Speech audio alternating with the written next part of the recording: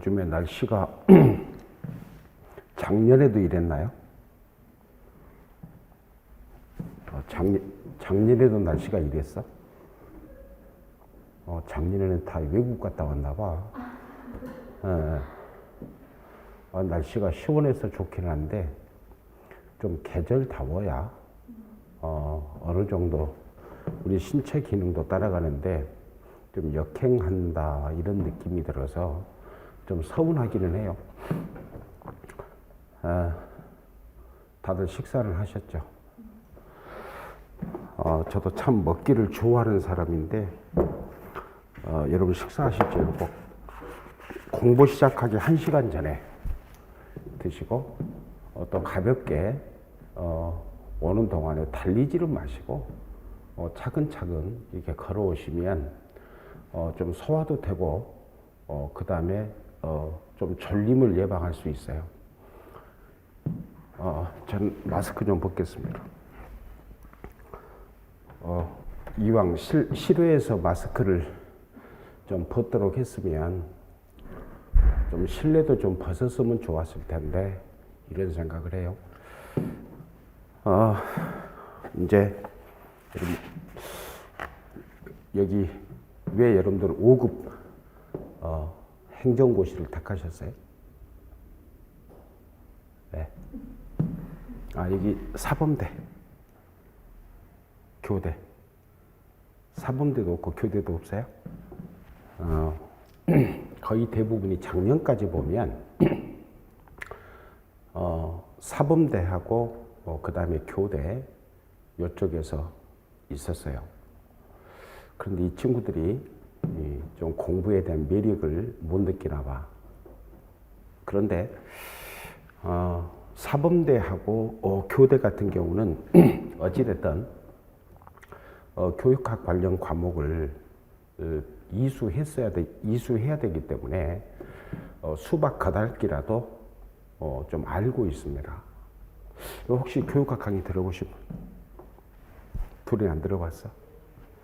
들어보고? 물론 노량진에서 들었을 거고, 그죠? 대학교에서. 미리 준비했구나.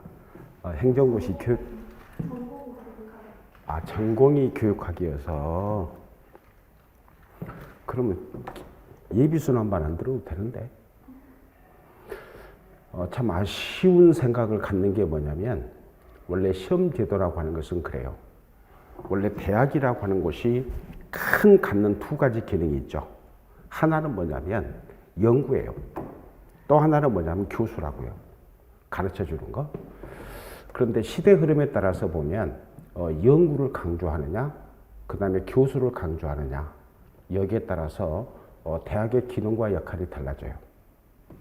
그래서 우리가 흔히 대학을 상아탑이라고 부르는 이유도 거기에 있어요. 그런데 교육학을 전공했으면 원래 시험이라고 하는 것은 어떻게 출제되냐면 그 구급 공무원 같은 경우는 정규 고등학교 교육을 제대로 이수한 자들이 응시를 하면 합격할 수 있는 수준이에요. 그런데 요즘에 시험 제도라고 하는 것은 학원을 안 다니면 시험 합격이 어려워지죠. 이것은 바로 무엇에 문제가 있느냐? 이 출제위원들의 자질에 문제가 있어요. 출제위원들의 자질. 그래서 좀 앞으로도 이제 저는 개인적으로 학원에서 강의를 하고 있습니다만은 학원 교육을 통해서 합격자가 비출이 된다. 결코 바람직하지 않아요. 저는 개인적으로 그 생각을 합니다. 제가 이런 생각을 하고 있기 때문에 돈을 못 버는지는 모르겠는데 하여튼 그래서 이제 우리가 어떻게 하면 좀 더 효율적으로 공부를 할 거냐. 제가 개인적으로 할 말은 참 많습니다. 할 말은 많은데 올해부터는 좀 강의 스타일을 좀 변경을 했습니다. 작년까지는 여러분들에게 이제 이 책의 두껍기 때문에 이 책의 내용을 핵심 정리를 했는데 올해는 빼버렸어요. 왜 그러냐면 이렇게 하다 보니까 수업 시간에 어디를 봐야 되는 거야? 책을 봐야 되는 거야? 아니면 프린트를 봐야 되는 거야? 이렇게 혼동을 가져오더라고요. 그래서 예비순환은 글자 그대로 아주 교육화에 대한 기초 지식을 바로 이 강의하는 반이 예비순환반입니다. 그래서 여러분들이 이제 첫 시간 들어보시고 나는 이 정도는 자 강의 안 들어도 된다. 그러시는 분 안 들어오셔도 돼요. 그래서 예비순환반은 거기 맞게, 그 다음에 1순환은 또 거기에 맞게, 2순환도 3순환도 그 형식에 맞게 좀 이렇게 강의를 할 생각이에요. 자, 오늘 프린트가 자, 두 개죠. 하나는 4차 산업혁명과 교육, 그 다음에 하나는 인공지능과 교육, 이렇게 해서 나누어집니다. 여러분 4차 산업혁명과 교육 그러면 이것도 이제 옛날에는 바로 4차 산업혁명과 교육에 대한 바로 내용을 쭉 이렇게 요약 정리해서 이 보충 자료에 집어넣었는데 그 부분을 뺐습니다. 먼저 이제 4차 산업혁명과 교육 해가지고 보면 보충 1번 이렇게 나와 있죠. 그냥 편하게 요건 안 보셔도 돼요. 그런데 이제 교육학 공부 어떻게 할 것인가죠. 그럼 항상 이 공부는요, 요즘 이제 우리가 요 부분이 끝나면 4차 산업혁명과 교육으로 들어갈 텐데, 여러분 4차 산업혁명이라는 단어가 등장한 것은요, 불과 10여 년밖에 안 돼요. 원래 처음에 어디서 등장하냐면 독일에서 등장합니다. 그러다가 이제 2016년에 바로 세계 경제 포럼에서 바로 이 주제로 삼은 것이 바로 4차 산업혁명이에요. 그러니까 공식적으로 국제적인 이슈가 된 것은 불과 횟수로 따지면 만 6년밖에 안 돼요. 그렇기 때문에 과연 지금 사회를 4차 산업혁명 사회라고 불러야 되느냐, 아니면 3차 산업혁명에서 정보화 사회를 거치게 되고, 그 다음에 이 정보화 사회에서 또 새로운 형태의 혁명이 일어나는 계기가 되느냐, 이 논점 크게 두 가지가 있어요. 그런데 이제 우리나라는 대통령께서 바로 4차 산업혁명을 공식적으로 받아들였죠. 그러면 우리가 4차 산업혁명이라고 하는 혁명시대에 바로 교육이라고 하는 것은 무엇이 돼야 되느냐, 무엇이 강조되어야 하는 거죠. 그 첫 번째가 뭐냐면 자기주도 학습 능력이에요. 그럼 자기주도 학습 능력이 왜 필요한 것이냐면, 그래야만 바로 우리나라가 1948년 바로 12월 31일 날 제1차 교육법에서 강조했던 창의력. 여러분 우리나라에서 창의력 강조한 것이 얼마나 되냐면 74년 됐어요. 74년. 그런데 지금까지 우리나라 학교 교육은 창의력 교육을 해왔습니까? 못 해왔습니까? 창의력 교육과는 전혀 거리가 멀었죠. 여러분 문재인 대통령이 제일 잘못한 게 뭡니까? 교육 분야에서? 그럼 작년도에 바로 이 입시제도에 대한 비판이 일어나니까 바로 정시의 비중을 10% 늘려서 40%를 하라는 거죠. 바로 이 정시 비중을 높인다는 것은 무엇을 의미하냐면 바로 학교 교육을 입시 위주 교육, 주입식 교육으로 되돌리겠다는 거예요. 그러면 불과 한 20여 년 동안 바로 이 교육 현장에서 그 다음에 전문가들이 어떻게 하면 바로 학생들이 교실에서 편안하게 공부할 거냐, 어떻게 하면 학교에 가고 싶은 학교를 만들 것이냐, 이렇게 열심히 싸워서 바로 이제 수시 비중을 높여갔는데, 다시 정시가 확대되면 여러분 고등학교 시절로 다시 돌아가고 싶어, 안 돌아가고 싶어? 특히 그 중에서도 고등학교 3학년 시절로 안 가고 싶죠, 그죠? 바로 여러분의 후배들이, 여러분의 조카들이, 여러분의 아이들이 여러분과 똑같은 경험을 해야 되는 거예요. 이게 바로 뭐냐면 바로 이 창의력 교육과는 전혀 거리가 먼 거예요. 그러니까 가장 중요한 것은 뭐냐면, 여러분 우리 자기주도적 학습 그러면 여러분 뭐가 생각이 나요? 자기주도적 학습. 글자 그대로 주도를 누가 하는 거예요? 내가 하는 거예요. 그럼 무엇을 주도하는 거죠? 목표를 내가 주도하는 거야. 그럼 여러분 목표는 무엇으로 세웠습니까? 행시 교육 직렬 합격을 목표로 세웠죠, 그죠? 그 목표를 누가 설정한 거예요? 여러분이 설정했잖아. 그럼 그 목표를 달성하기 위해서 내가 무엇을 공부할 것인가? 내용. 누가 결정해야 돼요? 여러분이 결정하죠. 내가 어떻게 공부할 것인가? 여러분 스스로 결정해야 되죠, 그죠? 그럼 내가 공부하기 위해서 언제 어디서 누구와 같이 공부할 것인가? 학습 경험 계획. 누가 세우는 거예요? 여러분들이 세우는 거죠. 그렇잖아요. 이 모든 과정을 주도하는 것이 뭐냐면 자기 주도적 학습이라는 거예요. 그렇기 때문에 항상 공부는요, 여러분들이 어떤 생각을 해야 되느냐. 교육학은 내가 알든 모르든 내 스스로 내가 계획을 세워서 여러분 스스로 책을 읽고 그 다음에 모르는 내용이 있으면 밑줄을 긋고 그 다음에 그 내용을 반드시 다음날 와서 해결한다. 이 생각을 가지는 게 중요해요. 이게 바로 첫 번째 제가 강조하고 싶은 자기주도 학습이에요. 그러니까 우리가 항시 이렇게 이야기합니다. 공부라고 하는 말을 사고적 개념으로 바꾸면 러닝그래서 학습이라고 해석을 합니다. 여러분 학습이라고 하는 단어는 한 단어예요, 두 단어예요? 두 단어예요. 학이라고 하는 개념하고 습이라고 하는 개념이 있어요. 여러분 학이라고 하는 것은 누구랑 해야 되느냐? 여러분 비고츠키라고 하는 사람이 비계라고 하는 개념을 설정하죠. 그죠? 바로 학은 무엇냐? 반드시 비계를 제공하는 사람이 있어야 되는 거예요. 그러니까 학을 혼자 한다. 요건요, 누구 정도 되면 가능하냐? 여러분 조선시대 천재인 이 선생 정도 되면 가능해요. 그러니까 여러분들이 스스로, 이 선생이 과거 시험을 9번 보잖아요. 이가 9번 과거를 봐요. 그런데 9번 볼 때마다 장원이야. 그래서 이 일을 뭐라고 부르냐면 구도장원곡이라고 불러요. 그러니까 그 사람이 시험을 보면 어떻게 해요? 다른 애들은 아예 내가 장원할 생각을 안 해. 어차피 장원은 2이니까. 그죠? 그런 사람 정도 되면 혼자 학을 할 수 있어요. 그런데 그렇지 않으면 자, 비계를 누구한테 제공받느냐가 중요한 거예요. 그 반드시 뭐가 필요하다? 스승이 필요한 거예요. 그러니까 습보다 더 중요한 것이 뭐냐면 학이에요. 그래서 학을 먼저 해야 돼. 그 다음에 뭐가 되느냐? 습이 되는 거죠. 그러니까 습은 뭐냐면 여러분 마음대로 할 수 있어요. 여러분 하루가 24시간이잖아. 그죠? 여러분 24시간 습할 수 있어. 단 24시간 습 혼자 여러분 공부하고 나면, 복습을 하고 나면 한 이틀 정도는 책을 놔야 되겠죠. 그죠? 중요한 것은 뭐냐면 습보다는 학이라는 거예요. 그래야 어떻게 되느냐? 자기주도 학습이 가능해져요. 자기주도 학습 그러니까 전적으로 나 혼자 하는 거야 라고 생각하면 어떻게 돼? 무조건 실패한다. 그 다음에 이제 두 번째는 뭐냐면 책 읽는 방법에서 나오죠. 손인사 잘하기입니다. 여러분 손인사가 뭐예요? 여러분 손인사는 어렵잖아요. 여러분 손가락에다 침만 잘못 치면 돼.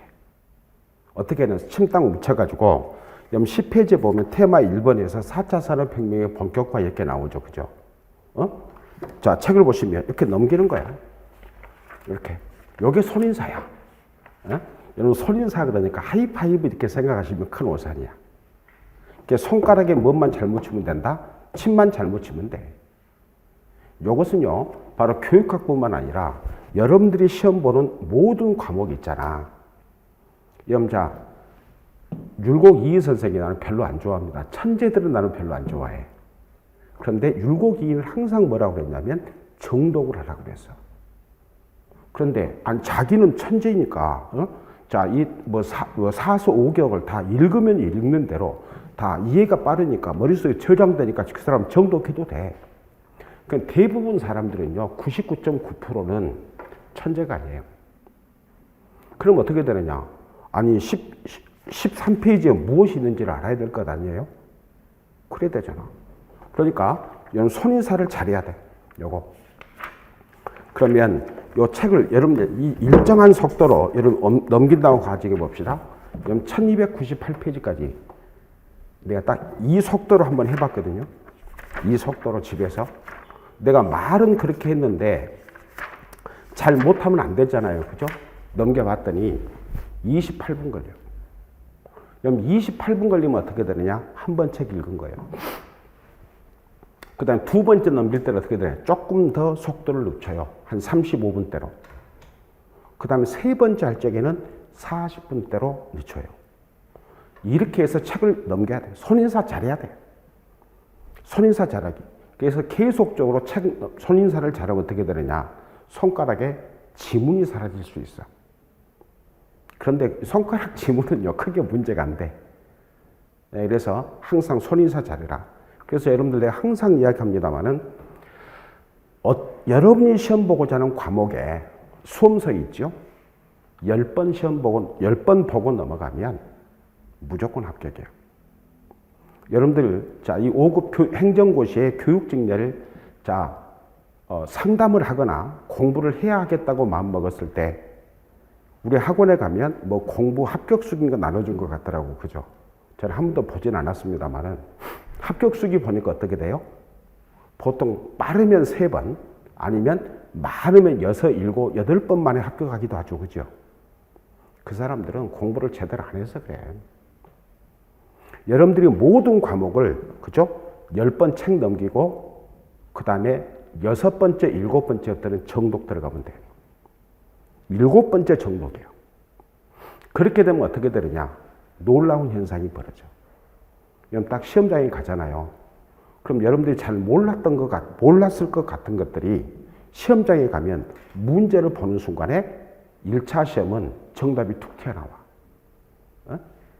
그 다음에, 1차 시험, 2차 시험 보죠.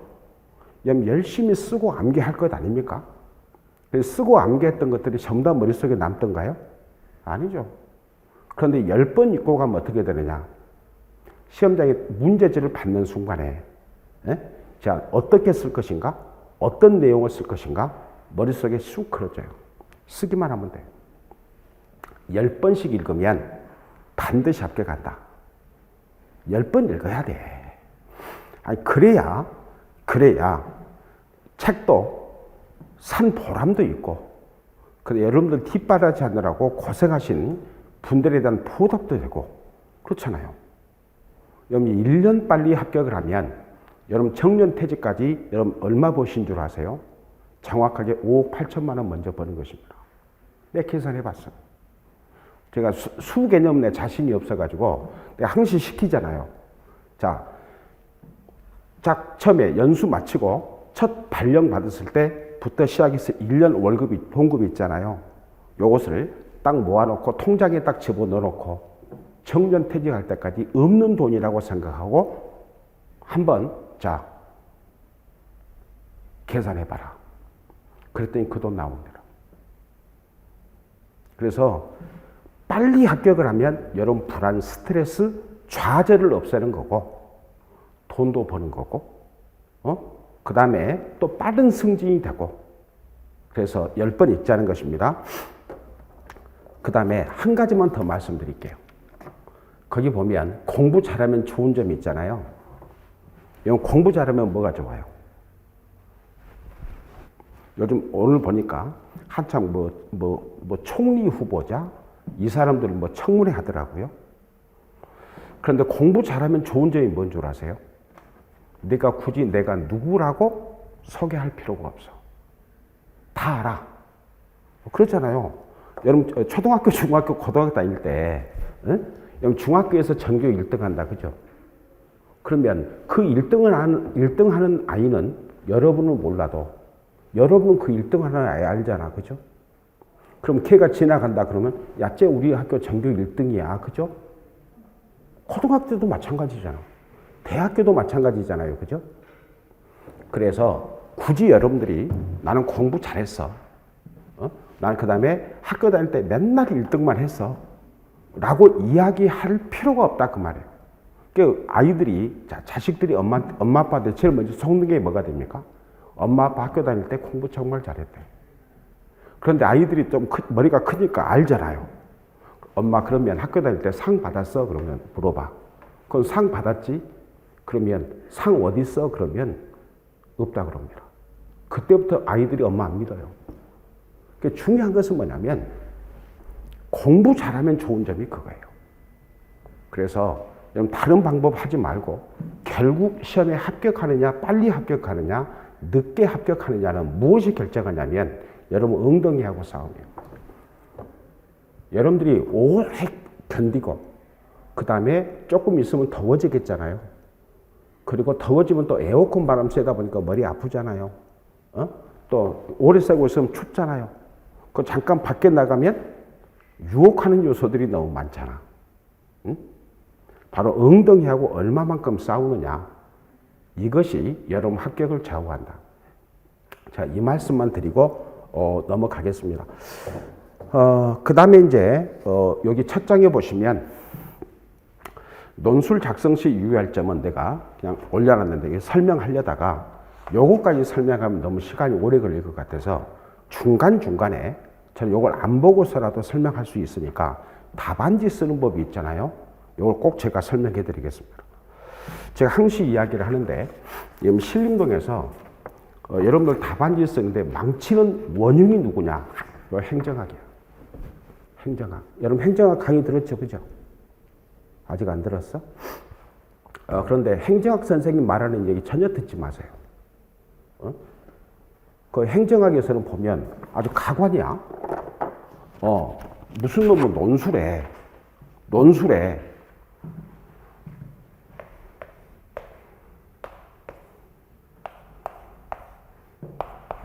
요 숫자를 붙여서 논술을 써. 전 세계에 이런 논술 없어요. 그런데 행정학을 딱 강의를 듣잖아. 우리 딱 1순환 때 이제 1순환 들어가가지고 한 3회, 4회 만에 시험을 한 번씩 봐요. 그럼 전부 다 답안지를 이렇게 쓰고 있어. 요건요, 인문사회과학에서 이런 답안 논술은 없어요. 굳이 여러분들이 분류하고 싶다 그러면 지금 현재 요 프린트에 논술 작성의 기초 있잖아요. 요 형식만 따라가면 돼. 서론, 본론, 결론이야. 뭐 다른 거 필요 없어. 그래서 나중에 뭐 1문, 2문, 3문이 있잖아요. 보통 여러분 세 문제 나오잖아요.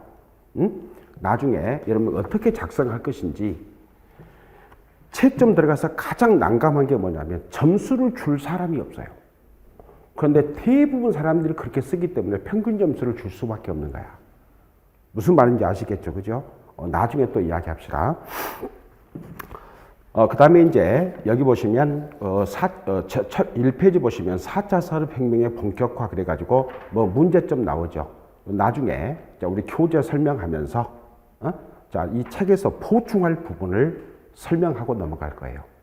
그럼 여러분들이 이제 이 책 속에다가 뭐 붙여놓든지 아니면 요약 정리해 놓으시든지 하면 돼요. 그래서 이제 그렇게 하고 그 다음에 두 번째 자료가 뭐냐면 인공지능과 교육이 되죠. 그죠? 우리가 흔히 이제 인공지능 그러면 뭐라고 부릅니까? AI. 요즘에 인공지능이란 말을 빼면 그 다음에 디지털 혁명이라는 말을 빼면 그 다음에 대전환이라고 하는 말을 빼면 사실 현대사회에서 좀 식자들 간에 그 다음에 지식인들 간에 대화하기가 힘들어요. 그 정도로 우리 사회 저변에 깔려 있는 것이 뭐냐면 바로 인공지능이라고 하는 개념이에요. 그럼 여러분 인공지능 그러면 제일 먼저 뭐가 떠오릅니까? 인공지능 그러면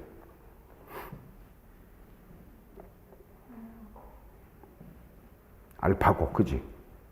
알파고 하니까 누가 생각이 나요? 이세돌. 그렇잖아요?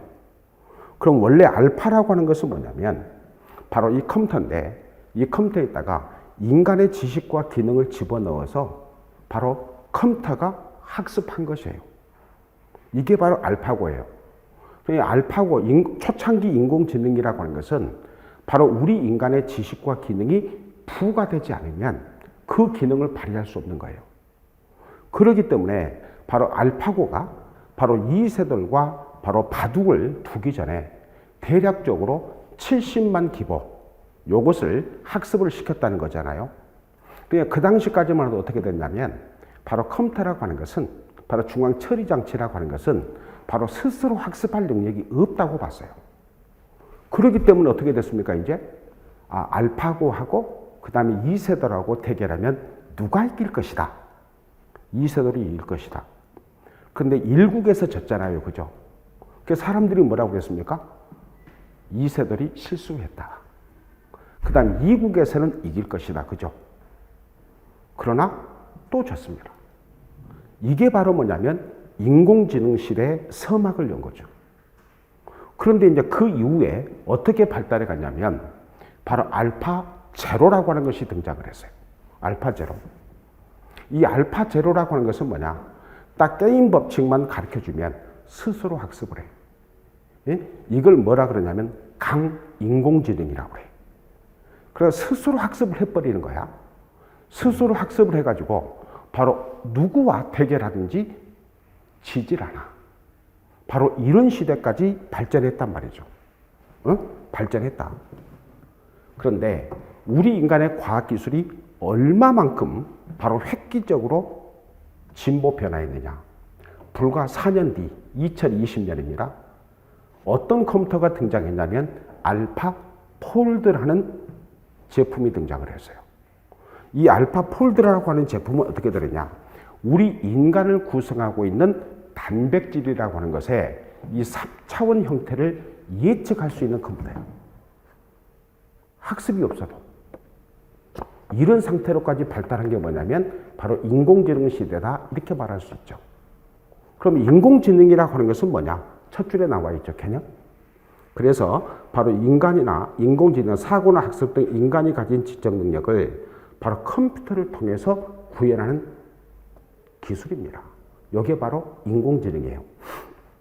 그런데 요즘에 인공지능 개념은 강인공지능이 있고 약인공지능이 있다는 거죠. 강인공지능이라고 하는 것은 뭐냐? 바로 이 컴퓨터라고 하는 것이 우리 인간의 사고처럼, 그죠? 바로 우리 인간의 두뇌처럼 스스로 사고할 능력이 있느냐 없느냐예요. 바로 있다면 뭐라고 그럽니까? 그 두 번째 줄 나와 있죠? 강인공지능. 사고할 능력이 없다면 뭐가 되겠어요? 약인공지능 이렇게 되는 거죠. 그럼 약인공지능 그러면 뭘 생각하시면 되겠고 알파고를 생각하시면 되겠고 그 다음에 강인공지능의 서막 그러면 뭐가 되겠고 알파 제로가 되겠고 그죠? 그 다음에 바로 강인공지능을 대변한다 그러면 알파 폴드 이렇게 말할 수 있겠죠. 그러니까 이제는 바로 뭐가 되느냐? 바로 인공지능이라고 하는 것이 등장하면서 이제 바로 우리 인간의 모든 기능을 인공지능이 바로 이것을 구현한 로봇이 바로 대체할 수 있게 됐다 그 말이죠. 그러니까 바로 2019년도에 영국 BBC 방송에서 이것을 보도해가지고 바로 전 세계적 센세이션을 일으켰던 것이 뭐냐? 바로 인공지능이 대체할 수 있는 직업의 종류. 그죠? 그 다음에 인공지능이라고 하는 것이 대체할 수 없는 직업의 종류가 무엇이냐? 바로 인공지능이 고도화되면 고도화될수록 이 자본주의 사회라고 하는 것은 바로 고용이 없는 성장이 지속될 수밖에 없다는 거죠. 고용 없는 성장. 그래서 요즘에 보면 가장 커다란 이슈가 뭐가 되겠습니까? 바로 청년 실업의 문제가 되는 거죠. 그죠?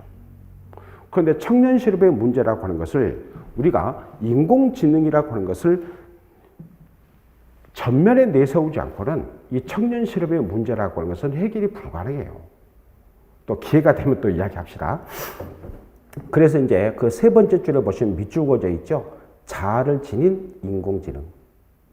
그 다음에 그 밑에 단락에서 보시면 바로 자의식이 없는 인공지능을 약 AI 이렇게 말한다는 거죠. 약 AI 이렇게 말한다. 그래서 이제 대체적으로 보면 바로 모든 이 인공지능의 유형을 무엇으로 구분하냐면 약 인공지능으로 구분을 해요. 그러나 이미 바로 이 두 가지 형태는 우리 인간의 사유 능력을 표준화시키고 그다음 우리 인간의 사유 능력을 능가할 가능성이 매우 높은 바로 프로그램의 유형이 알파, 제로와 폴드다 이렇게 말할 수 있죠. 자, 그러면 인공지능 교육의 유형은 크게 몇 가지가 있냐면 바로 세 가지가 있습니다. 이해교육이 있고요. 가치교육이 있고요. 그 다음에 활용교육이 있습니다. 자, 그러면 이 세 가지 교육의 유형이 있는데 여러분들이 생각할 때 이 세 가지 유형의 교육 중에서 가장 우리 인류가 역점을 두어야 하는 교육의 유형이 무엇이냐는 거예요. 이해, 가치, 활용 중에서 무엇이 되겠습니까? 세 가지 교육의 유형 중에서 어느 것?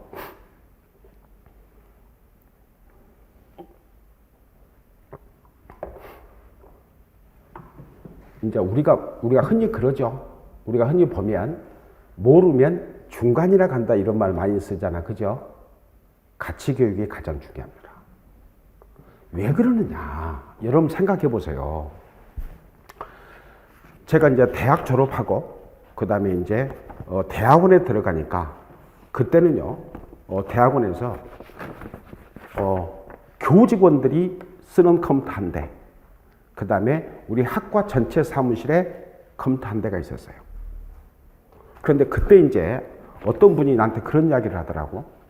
앞으로 우리 대한민국이 바로 인터넷 첨단 시대에 살게 될 텐데 바로 앞으로 필요한 가치가 뭐냐? 인터넷 윤리다. 이런 이야기를 해요.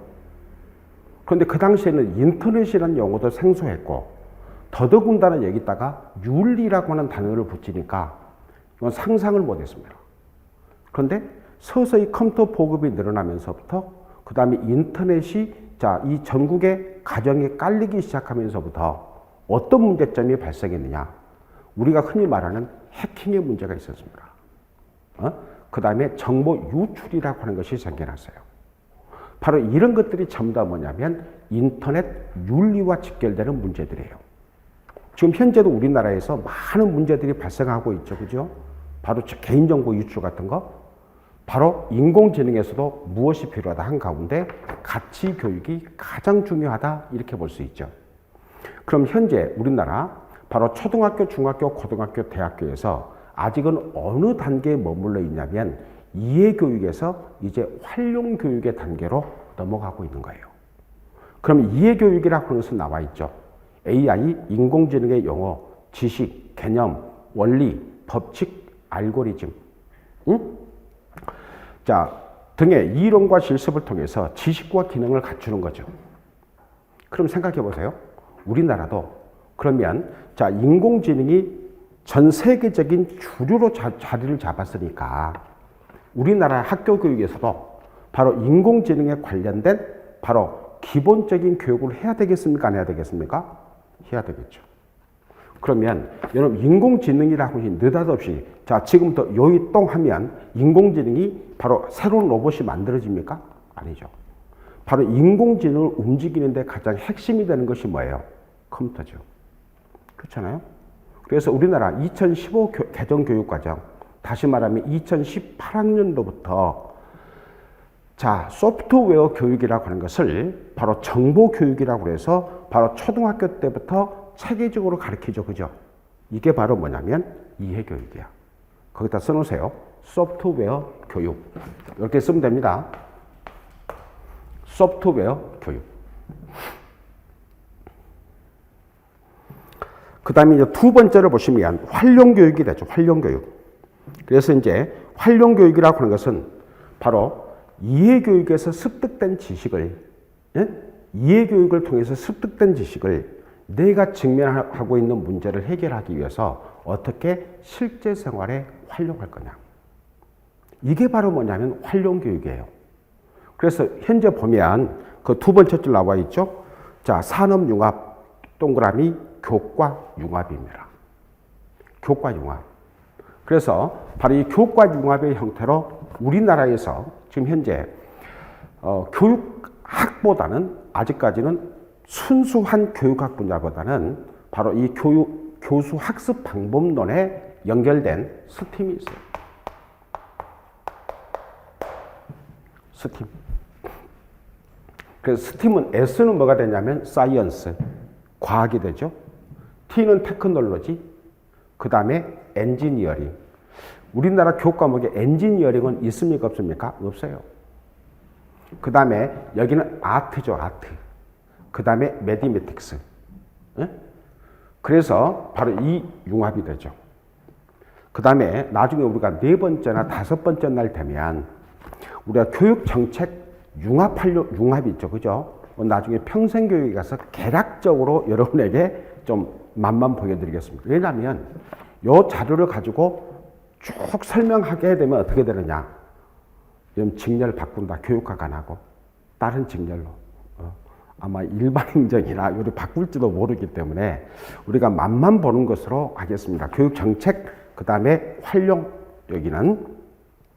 그 다음에 이제 3번째로 보시면 AI 가치교육이 있습니다. AI 가치교육이라고 하는 것은 뭐냐면 바로 인공지능에 의해서 나타나는 사회적인 영향력이야. 그 사회적인 이슈 이런 것들이 되겠죠. 그럼 사회적인 영향은 여러분이 상상할 수 있는, 자, 여러분 인공지능 하잖아요. 그죠? 여러분 인공지능을 어디에 활용할 수 있겠는가 한번 생각해 보세요. 어디에 활용할 수 있겠는가? 좀 생각해 보고 있습니까?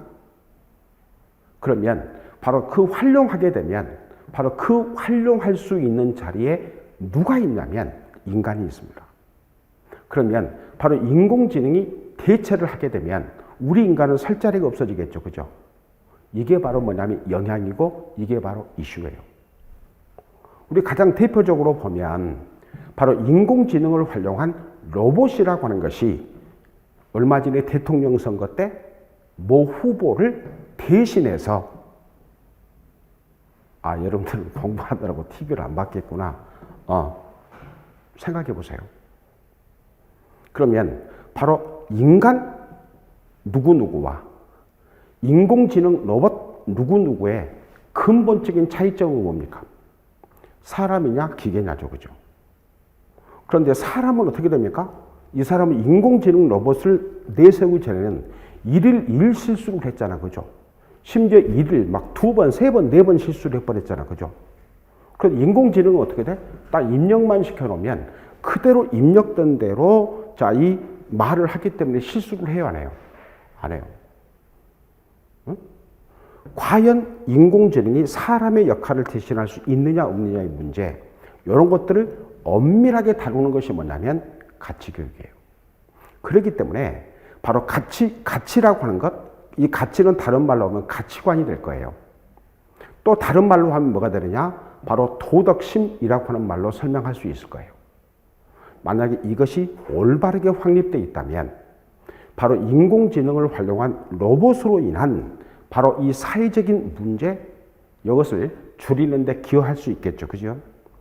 핵심이 뭐가 된다? 가치교육이 된다. 인공지능 교육의 유형은 몇 가지가 있다? 3가지가 있다. 그러면 인공지능을 어떠한 관점에서 바라볼 거냐? 교육적으로 바라보면 4가지 관점이 있어요.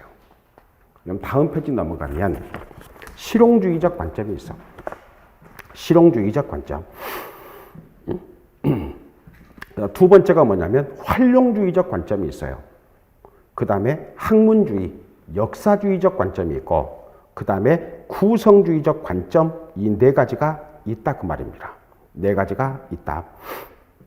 응? 그러면 여러분들이 생각할 때 자, 인공지능에 4가지 관점이 있다고 했을 때 이 4가지 관점 중에 바로 한 가지를 들어서 현재 바로 우리나라 교육이 직면하고 있는 문제점을 논하라 라고 한다면 여러분들은 어떤 관점을 들어서 교육의 문제점을 논할 수 있겠냐는 거예요. 4가지 중에. 요즘에 이제 우리 교육 심리학이나 교수 학습 방법론 여기 들어가면 가장 핫 이슈가 뭐냐면 구성주의예요, 구성주의. 네? 그래서 여러분들이 바로 구성주의는 어떤 일이 있더라도 잊으면 안 돼. 그러니까 그러면 여기서 이제 뭐 실용주의적 관점, 그 다음에 구성주의적 관점, 학문주의적 관점, 활용주의적 관점은 몰라도 된다는 개념이 아니에요. 그러니까 첫 번째로 보시면 실용주의, 기술주의적 관점이 되는 거죠. 글자 그대로 뭐가 돼? 인공지능에 관련된 기술 중에서 인공지능을 잘 활용할 수 있는 이론 중에서 이론과 기술만 쏙 뽑아내가지고 가르치자는 것이 뭐냐? 실용주의적 관점이에요. 그러니까 우리 속담에 그런 말이 있잖아요. 사상 누각이란 말이 있잖아요. 사상 누각은 집 지을 때나 필요한 거야. 응? 그 다음에 사상 누각은 기초가 없으면 공부를 못하니까 이때나 쓰는 거야. 바로 기술주의, 실용주의적 관점 뭐냐면 인공지능은 사상 누각 필요 없다. 내가 필요한 것만, 내가 필요한 지식만, 필요한 이론만, 필요한 기술만 쏙 뽑아다가 가르치자. 이게 바로 뭐냐면 실용주의적 관점이에요. 그래서 자, 이 페이지 상단에서 두 번째다 첫째 해서 보시면 쓸모 있는 이론과 기술을 중심으로 교육을 하자는 것이죠. 이게 실용주의입니다. 그 다음에 자, 두 번째가 뭐냐면 학문주의, 그 다음에 역사주의적 관점이에요. 그 글자 그대로 뭐가 됩니까? 야, 인공지능이 왜 등장했어? 그 다음에 인공지능이 어떻게 발전해 갔어? 그 다음에 인공지능이 어떻게 미래 사회에 우리 인간 앞에 드러날 것 같아? 바로 인공지능의 발전 역사, 여기에 초점을 맞추고 가르치자는 것이 바로 역사주의적 관점이 돼요. 그러니까 요즘에 여러분들 그런 이야기 하죠. 여러분 유튜브 한 번씩 다 보시죠. 그죠? 여러분 유튜브 마저 끊고 사시나 봐. 그지? 참 잘하는 것입니다. 잘하는 것이고, 그 다음에 여러분들이 합격만 하면, 그죠? 그 다음에 연수 끝나고 발령만 받으시면 뭐 점심 먹으면서 얼마든지 볼 수 있고, 그죠? 요즘에 유튜브가 어떻게 발달했다고 그래요? 바로 그 사람의 개인 특성에 맞게 알고리즘을 제공해 준다는 거죠. 그죠? 그렇잖아. 바로 여기에 포점을 맞추어서 가르치는 것이 뭐냐면 학문주의적 관점이야. 그 다음에 세 번째가 바로 구성주의 또는 인지주의가 됩니다. 여러분 나중에 교육 심리학 들어가면, 여러분 교수 학습지도 들어가면 바로 인지심리학이 나와요. 여러분 저는 심리학에 대해서 잘 모릅니다만은 내 주변에 이제 심리학을 전공한 선생이 있어요. 그런데 자기가 미국에 유학을 갔는데, 자, 심리학자들이 그러더래. 이과 이렇게 부르더래. 그래서 내가 왜 이과지? 이렇게 들어보니까 인지심리학을 잘하려면 수학을 잘해야 돼. 그 다음에 통계를 잘해야 돼. 그러니까 심리학 전공자 중에서 이과라는 거야. 이과. 바로 인지주의적 관점이 되는데, 여러분 인지는 뭘 연구하는 거예요? 두뇌요, 두뇌. 인지를 다른 말로 뭐라고 그래? 사고라고 그래, 사고. 그럼 사고의 다른 말이 무엇입니까? 생각하는 거예요. 바로 인지의 다른 말이 또 뭐가 됩니까? 여러분 이성과 같은 말이에요. 그러니까 바로 인지주의에서 가장 핵심이 되는 것이 뭐냐면 우리 인간의 지적 능력을 말해요. 그럼 지적 능력을 두 글자로 줄이면 뭐가 되겠습니까? 지능 이렇게 되는 거예요. 그럼 지능이란 말은 무슨 말이냐면 그럼 지능 어렵게 생각하지 마세요. 지적 능력을 말해요. 다시 말하면 인지적 능력 이렇게 말할 수 있다는 거죠. 응? 그래서 바로 우리 인간이 지능에 따라서 생각하는 능력에 따라서 여러분 과연 여러분들은 생각하는 대로 행동하나요? 어때? 생각하는 대로 행동이 안 해? 그랬으면 참 좋겠죠. 그죠? 여러분 생각하는 대로만 행동한다면 대한민국에서 못할 일이 뭐가 있겠어? 가장 큰 문제가 뭐냐면 생각 따로 행동 따로라는 게 문제가 되죠. 바로 지능, 생각하는 능력에 따라서 어떻게 행동하느냐. 그 다음에 우리가 과연 여러분이 지능을 이용해서 지적 능력을 위해서 어떤 플랜, 계획을 짜느냐. 바로 이런 부분에 초점을 맞추고 있는 것이 뭐냐면 바로 구성주의적 관점 이렇게 말할 수 있죠. 그래서 그냥 세 번째 해서 보시면 두 번째 줄입니다. 지능이 무엇이고 우리 인간의 행동과 판단, 계획 등의 특징을 기계지능으로 파악해서 이해하는 방법이에요. 기계지능. 그러니까 이제 바로 구성주의적 관점에서는 이 기계지능의 핵심을 담당하고 있는 것이 뭐냐는 거죠. 핵심이 뭐가 되겠습니까? 기계지능의 핵심. C가 뭐야? 컴퓨터예요, 컴퓨터. 응? 그래서 여러분도 이제 우리 쉽게 생각하시면 돼요. 여러분 쉽게 생각하시면 돼. 여러분들이 이제 자, 이 스마트폰도 마찬가지고 노트북도 마찬가지고 그 다음에 탭북도 다 마찬가지죠. 여러분 필요한 정보를 자 타이핑해서 저장하죠. 그럼 저장했다는 것은 뭐가 되겠습니까? 여러분이 입력한 정보를 중앙 처리 장치에 저장시킨다는 것이 되겠죠. 그럼 저장되어 있는 것을 여러분 그대로 냅두려고 저장해 놨습니까? 아니죠. 필요하면 끄집어내서 쓰려고 바로 이 정보, 지식과 정보를 저장한 거죠. 바로 끄집어내서 바로 현재 상태에서 활용하는 것을 뭐라고 그래?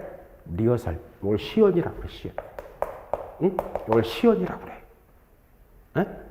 바로 우리 인간의 두뇌를 무엇으로 판단해 보는 것이에요? 컴퓨터 중앙 처리 장치, 컴퓨터의 역할과 같다고 보는 것이 뭐냐면 구성주의예요. 이게 바로 뭐냐면 바로 인지심리학이 발달해서 나타난 1980년대 등장한 정보 처리 이론이야. 이게 바로 뭐냐면 구성주의라고. 이게 바로. 그 다음에 네 번째로 보시면 자, 활용주의, 융합주의 이렇게 되죠. 이 말은 무슨 말이냐? 이제 여러분들이 바로 생각했던 것, 생각했던 것을 계획했죠. 그 다음에 이것을 실천했죠. 그 다음에 이 모든 것들은 바로 무엇을 위해서야? 문제를 해결하기 위한 거죠. 여러분들이 지금 이 시간에, 지금 시간이 7시 23분이 되는데, 지금 여러분 가장 지금 먼저 하고 싶은 것이 가장 하고 싶은 게 뭐예요? 제일 하고 싶은 거. 자, 1번 공부. 그 다음 2번 화장실. 아니면 3번, 자, 친구와 이야기하기. 4번 집에 가기. 어떤 거? 여러분 마음대로 대답할 자유가 없어요. 여러분들은 오로지 내가 원하는 것만 대답을 해야 돼. 자, 1번 공부, 4번 집에 가기 몇 번? 1번이잖아. 그죠? 그럼 공부하려면 어떻게 돼? 집중을 해야 되잖아. 그죠? 바로 이 앞에 세 가지 것들을 집중을 해서 실제 생활에 활용해서 궁극적으로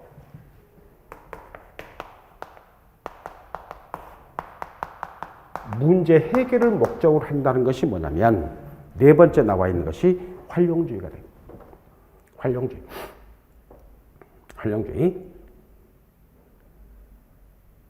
그러니까 이 활용교육에서 가장 중요한 것이 뭐냐면 결과적으로 문제를 해결하지 못한다면 바로 그 인공지능은 존재할 의미가 없는 거예요.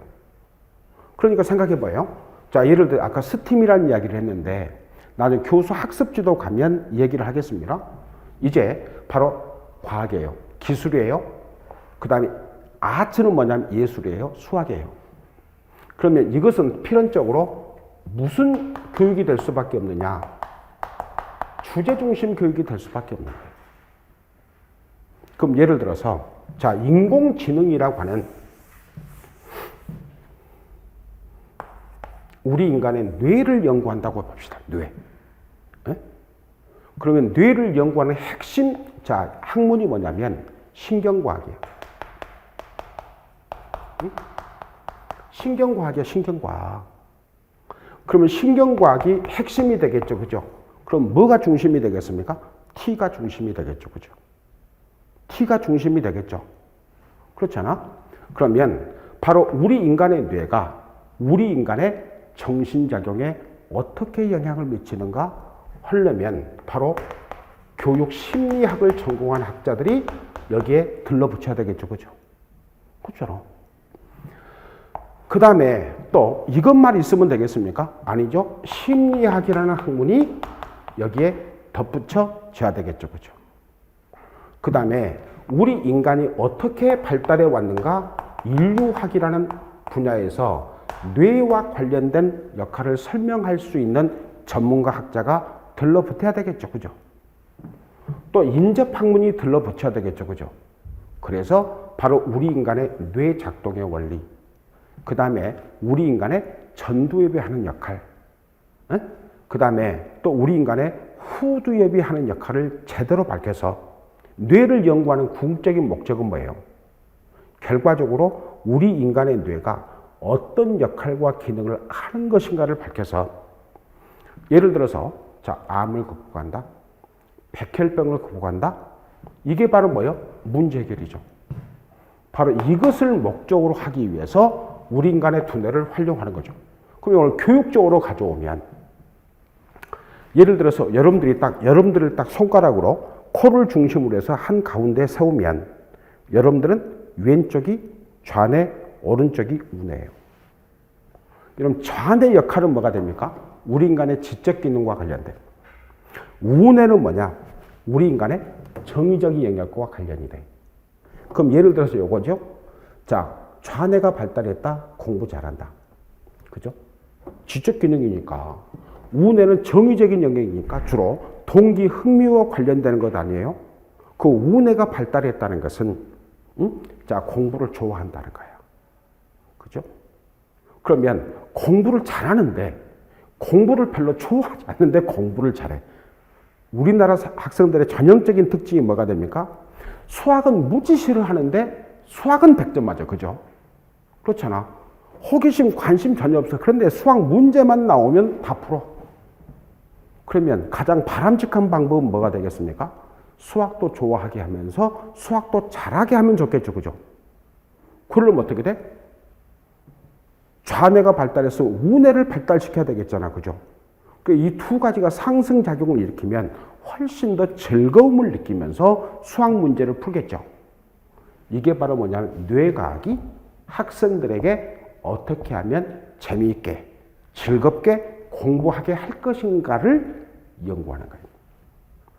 여러분 학교 다닐 때 가장 기분 나쁜 애들이 뭐냐면 딱 수업 끝나면 어떻게 되느냐.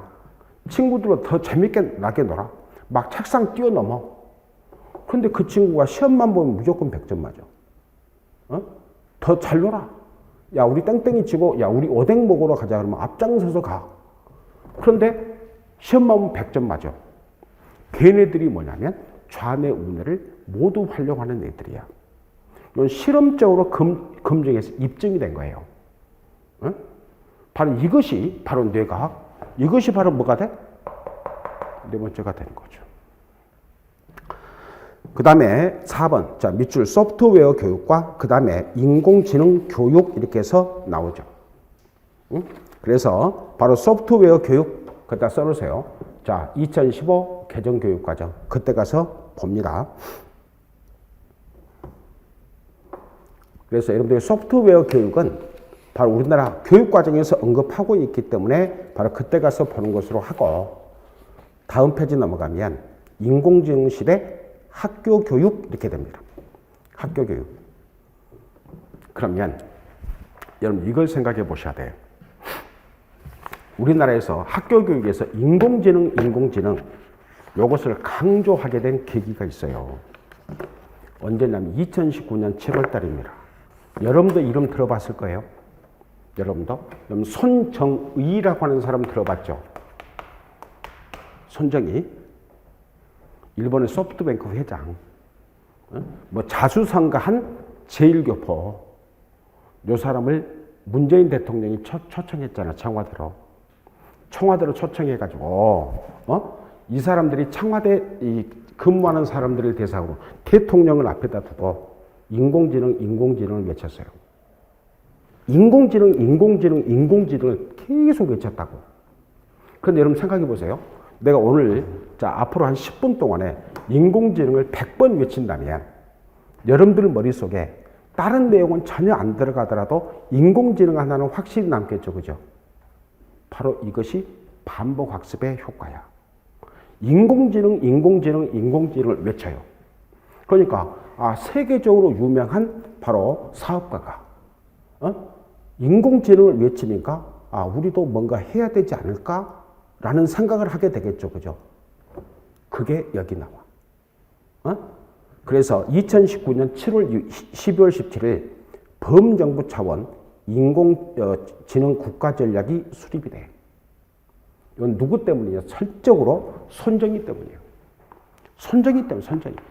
예? 시험에 손정희는 안 나와요. 그러다가 2020년도 업무보고 핵심에 무엇이 자리 잡았다? 인공지능. 응? 그런데 이것이 어느 분야로 들어왔다? 교육 분야. 그러면 아래 표를 보시면 핵심 전략이 돼요. 1번부터 6가지가 나와 있죠. 그죠? 1번부터 6가지. 그래서 1번을 보시면 AI 관련 학과, 2번 보시면 최고 수준의 AI 인재를 양성할 대학원 프로그램 확대 다양화. 세 번째로 보시면 모든 군 장병 및 공무원 임용 대상자 AI 소양 교육 필수화요. 여러분 학교 가잖아요, 그죠? 여러분이 행시 5급에 학교 가잖아요. 여러분 연수 받을 때 소양 교육 반드시 받아야 돼. 어떻게 되느냐? 실제로 여러분들 이번에 연수 받은 작년에 연수 받은 친구들이 뭐라고 그러냐면 전혀 생소했대요. 소양 교육. 왜냐하면 현장에 직접 갔대. 가야 돼. 여러분도 가야 돼. 그 네 번째로 보시면 어릴 때부터 쉽고 재미있게 배울 수 있도록 필수 교육 확대가 돼. 언제부터? 2020년부터 2022년까지. 올해까지인데 아마 연장될 겁니다. 그 다음에 교원의 양성 임용 과정부터 소프트웨어 AI 교육 과목 이수 지원이 됩니다. 그 다음에 일반 국민을 위한 온 오프라인 인공지능 평생교육 기회 확대가 돼요. 이것은 나중에 이런 프린트로 해서 이 정보 격차하고 그 다음에 평생교육 이 부분에서 또 할 겁니다. 이미 시험에 나왔던 거예요. 그 다음에 현장의 변화해서 보시면 양가로 2번. 먼저 첫 번째가 뭐가 되겠습니까? 학습 공간의 변화가 되죠. 지금 현재 우리나라에서도 과거 서울시에서 해왔던 것이 학교가 뭐냐면 여러분 미담학교라고 하는 게 있어. 미담학교라고 하는 것은 뭐냐면 미래를 담은 학교의 준말이야. 이것을 2019년도에 바로 문재인 대통령이 받아서 2020년부터 본격적으로 24조 원을 투자해서 하는 정책이 뭐냐면 여러분 들어봤죠? 그린 스마트 스쿨. 그런 게 있어. 그런 게 있어. 그린 스마트 스쿨. 이것이 뭐냐면 학습 공간의 변화예요. 여러분 여러분 어디서 좀 생활한지는 모르겠는데 이 학원에서 큰 도로 걸어 나가서 서울대 쪽으로 가다 보면 조금 한 코스 지나서 가면 아주 새로운 건물로 지은 학교가 있어요. 그 학교 이름이 갑자기 생각이 안 나네. 여러분 그 학교 딱 보면 어때? 외관을 딱 보면 나중에 갈 때 유심히 한번 봐보세요. 여기 학교인지, 예? 아니면 스타트업 회사인지 모를 정도로 건물을 잘 지어놨어. 이게 바로 뭐냐면 학습 공간의 변화입니다. 그래서 이제 단순하게 이러면 교실 그러면 벽은 하얀색으로 그 다음에 그 밑에는 무슨 회색 비슷한 걸로 칠해가지고 구분을 하고 그 다음에 유리창이 어떻게 있어야 되고 뭐 조도가 있어야 되고 이제 그런 개념을 탈피한 거야. 그래서 학교를 아주 학생들이 원하고 학생들이 머물고 싶은 공간으로 만들어 주는 거야. 이래야만 어떻게 됩니까? 학생들이 컴퓨터와 친해질 수 있어. 그 다음에 학교와 친해질 수 있어요. 그래야 학교에 가고 싶은 학교를 만들어 주는 거야. 첫 번째, 공간의 변화. 그 다음에 두 번째가 뭐냐면 수업에서 상당한 변화가 되죠. 여러분 이제 인공지능이 본격화되면 어떻게 되겠습니까? 자, 교실에다가 로봇을 한 30개 설치해놔. 그 단계별로 어떻게 단계별로? 자, 학습 수준이 10단계가 있다면 1단계에 해당하는 학생, 2단계에 해당하는 학생, 3단계, 10단계 나눠가지고 자기 수준에 맞게 인공지능 앞에 가서, 그죠? 그 로봇 앞에 가서 학습을 해. 그럼 현실적으로 20명이 앉아있는 교실에서 모든 선생님들이 20명 학생 개개인의 능력에 맞게 가르쳐 줄 수 있어, 없어? 없어. 이제 인공지능이 적용이 되면 학생과 1대1의 개별화 학습이 가능해져, 불가능해져? 가능해지겠죠, 그죠? 이게 두 번째야. 거기 보실까요? 두 번째로 보시면, 자, 두 번째 줄입니다. 학생들의 인공지능에 의해서 1대1 맞춤형 개별화 학습이 가능해진다. 개별화 학습. 그러니까 이제 세 번째 줄 마지막에 플립 러닝 밑줄 그어져 있잖아, 그지? 이런 플립 러닝은 뭐가 돼? 우리가 흔히 역진행 수업이라고 그러죠. 나중에 설명하겠습니다. 여러분 제일 먼저 여러분 초중고등학교 다닐 때 선생님이 숙제 내주면 아마 여러분 같은 학생들만 있었으면 우리나라 선생님들이 참 편했을 거예요. 숙제 내주면 다 숙제해갖고 갔죠. 그래서 내일은 어디서부터 어디까지 공부할 것이니까 읽어봐라 그러면 다 읽어갔죠. 그죠? 50명 중에 한두 명이야. 그런데 풀립러닝은 뭐냐? 종전의 전통적인 교육은 뭐가 되냐면 선생님이 판서해주면 그 판서한 내용을 적어서 그 다음에 시험 볼 때만 암기하고 그 다음에 시험 끝나면 바로 망각이 되죠. 이런 학습 시스템이었다 그 말이야. 이것을 뭐라고 그래? 포워드 러닝이라고 그래. 순방향이라고 그래. 그런데 플립드라고 하는 것은 뭐냐면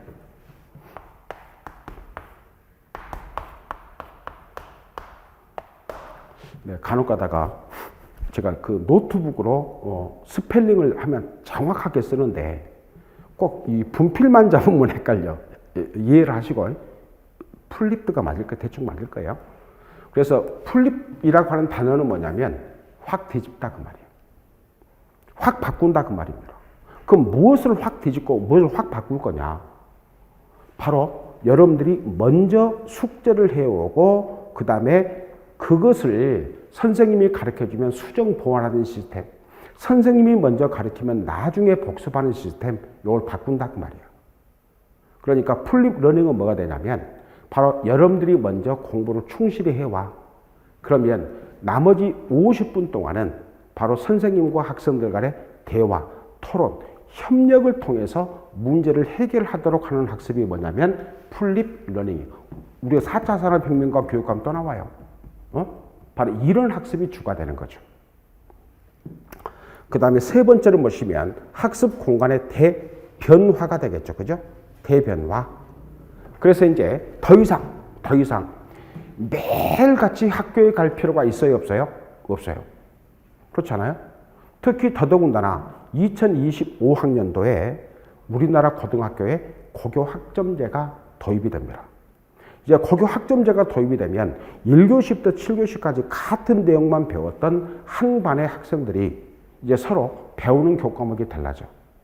그렇잖아요? 그러니까 이제 학습 공간에 여유가 생기겠죠. 공간에 여유가 생기면 어떻게 돼?